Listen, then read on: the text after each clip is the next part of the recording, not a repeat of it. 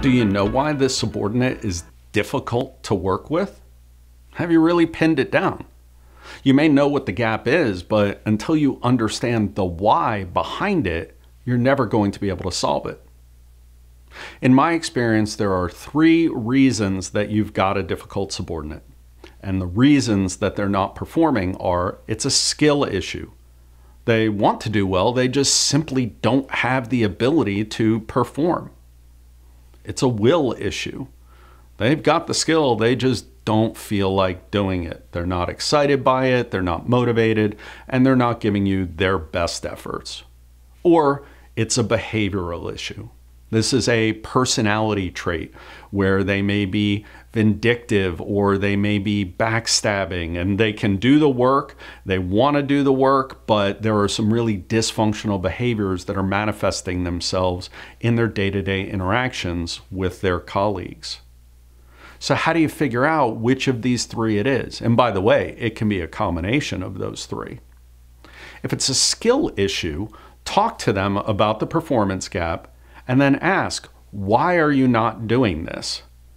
Well, I don't really know how to do the reporting. I mean, I know where the reports are and where the data is, but I don't know the right queries to be able to pull it out of the system quickly and effectively. Okay, when you hear cues like, I don't know, that's an indicator that it's a skill issue.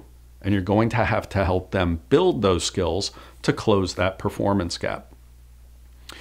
To figure out if it's a will issue, a lot of times you know they have the skill because you've seen them demonstrate it. Will issues tend to show up over time. Usually when people get in a role, they're excited and they're doing well. And then you'll see a performance degradation. That's an indicator that it might be a will issue. Talk to them about, hey, I've noticed that in the past you were doing this well and lately things have been slipping a little bit and they're a little bit late. What's going on? Now, sometimes it's not necessarily their performance. Hey, I've had a family issue and that's really been taking a lot of my time and focus. I know it's been affecting my work. I'm sorry. Okay, that's an external issue that we're going to deal with separately.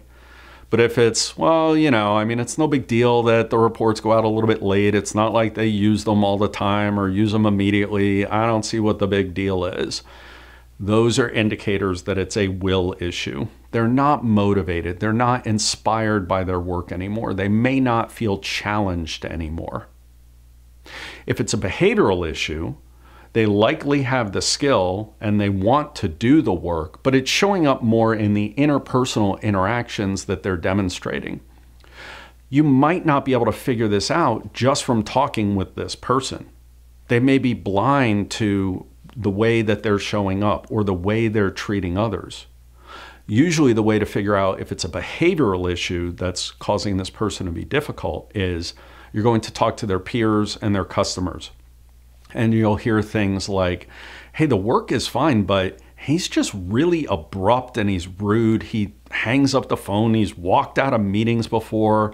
Last week, he started yelling at somebody that they were stupid and they didn't understand the reports and that's why they were messed up. You're going to get this type of feedback from people surrounding this person. That's where you're going to see the behavioral manifestations of them being a difficult subordinate showing up. When you do this diagnosis, make sure you're capturing facts. You should be in document mode at the beginning of the process of dealing with a difficult subordinate. Identify those situations. Last week, you got the report out 2 days late. The week before that, it was 1 day late. And the week before that, it was a day and a half late. Go ahead and document those specific instances because you're going to have to provide that feedback to this person. By the way, it's not just skill where you're going to demonstrate that and document that information. It'll show up in will and behavior as well. For the behavioral ones, I heard you were in a meeting and you left in the middle of the meeting and slammed the door behind you. You raised your voice in a meeting with this other coworker to the point that people down the hall could hear you, right? So there are going to be those observable behaviors as well that you can document. Once you understand whether it's skill, will, or behavioral, and then you have clear documentation of the facts that support that case, it'll be a lot easier to change this difficult subordinate's performance. If you're dealing with that difficult subordinate, go out and gather your facts and make that list.